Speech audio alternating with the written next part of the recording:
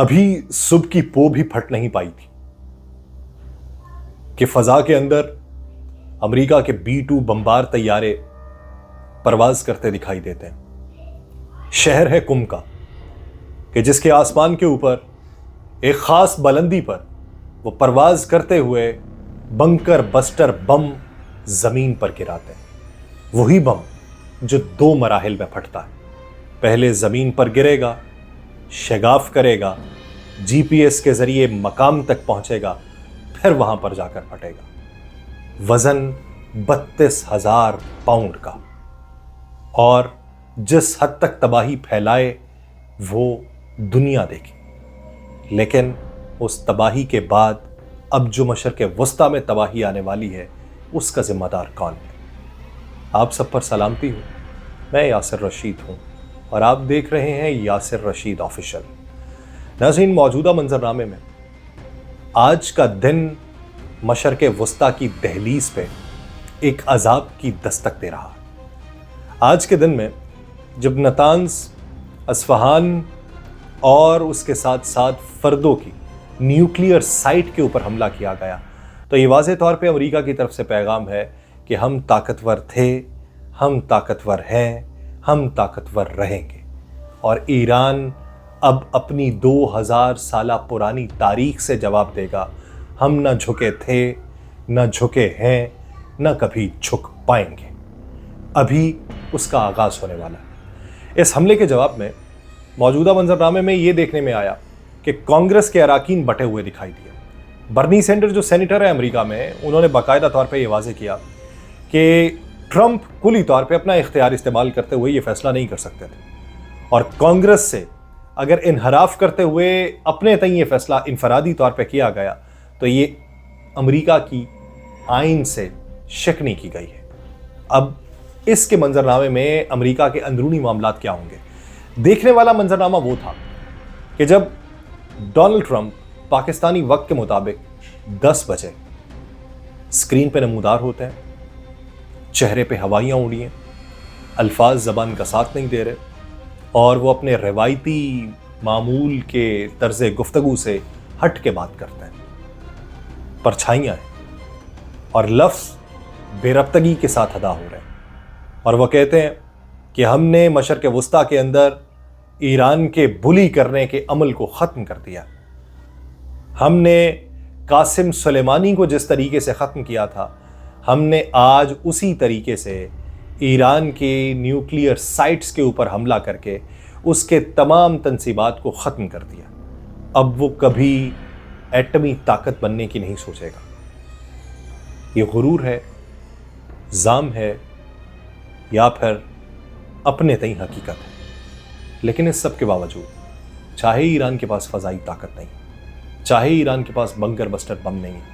چاہے ایران کے پاس بین البر اعظمی میزائل نہیں ہے جو امریکہ کی حدود سے ٹکرا سکیں، لیکن امریکہ کے لے پالک بچے کو تو گرایا جا سکتا ہے۔ وہی بچہ جس کے رونے کے اوپر امریکہ میدان کے اندر اترا، وہی بچہ جس کے بارے میں وال اسٹریٹ جرنل نے یہ لکھا کہ 10 سے 12 دن صرف یہ برداشت کر سکتا ہے، اس کے بعد اس کی کمر ٹوٹ جائے گی، اس کے انٹرسیپٹرز ختم ہو جائیں گے، اس کا مدافعتی نظام کمزور ہو جائے گا، اس کے تنصیبات جو ہیں وہ تباہ ہو جائیں گے، اور اس کے صنعتی مراکز کھنڈر کے ڈھیر بن جائیں گے۔ لیکن یہ سارے منظرنامے میں وہ باپ کودا جس نے لے پالک بچے کو انویسٹ کر کر کے اتنا کھلایا کہ بچے کی ضد کے اوپر اب اس سے انکار نہیں ہوتا، وہ اہل و عیال سے بھی پوچھنا نہیں چاہتا، اور اسی بنیاد کے اوپر اس نے ایران کے اوپر کاری وار کر کے یہ ثابت کیا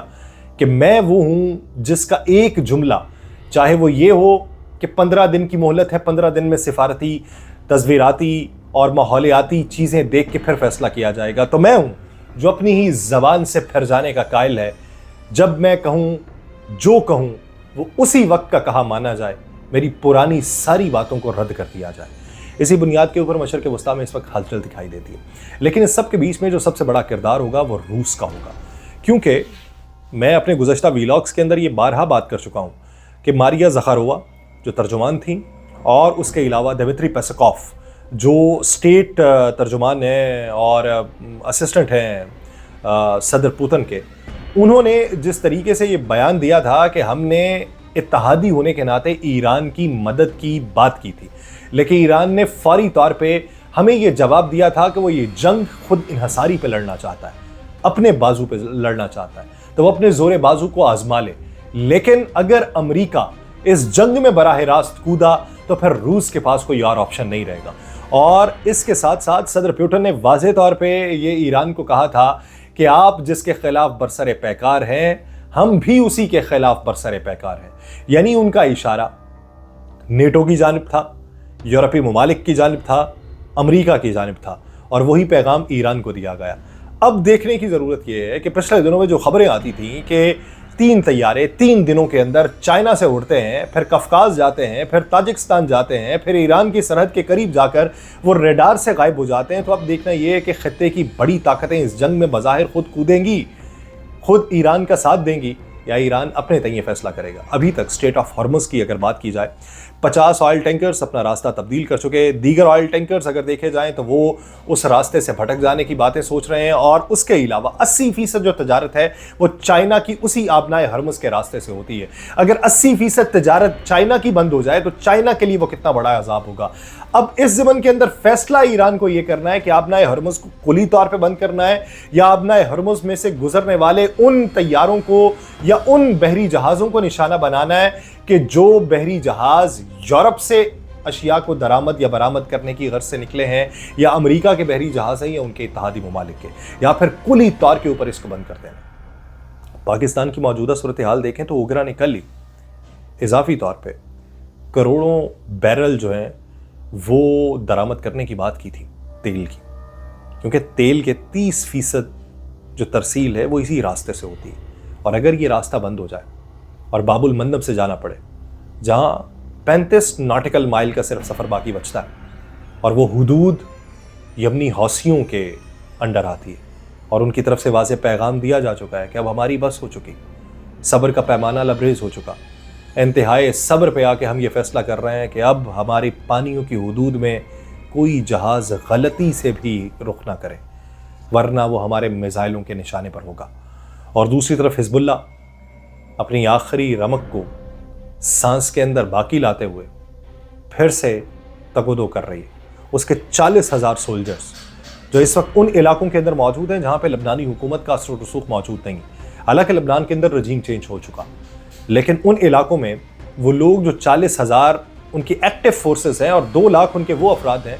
جو کلی طور پہ حزب اللہ کا خاکہ تشکیل دیتے ہیں اور اس کی جہد کو مکمل کرتے ہیں، وہ لوگ اب کس ضمن میں ہوں گے؟ حماس کے ترجمان کی جانب سے باقاعدہ طور پہ امریکہ کی طرف سے ایران کے اوپر ہونے والے حملے کی مذمت کی گئی۔ اب اس ضمن میں دیکھنا یہ ہے کہ خطہ کس حد تک محفوظ رہتا ہے، ڈیمونا کا جو نیوکلیئر پاور پلانٹ ہے وہ کس حد تک محفوظ رہتا ہے، لیکن اگر وہاں پر یورینیم موجود ہے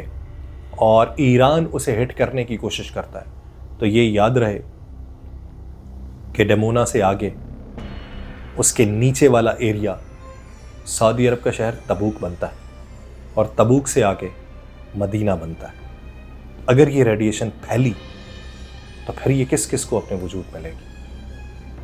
یہ مذاہب کا فرق نہیں کرتی، اور اسی تفریق نہ ہونے کی بنیاد کے اوپر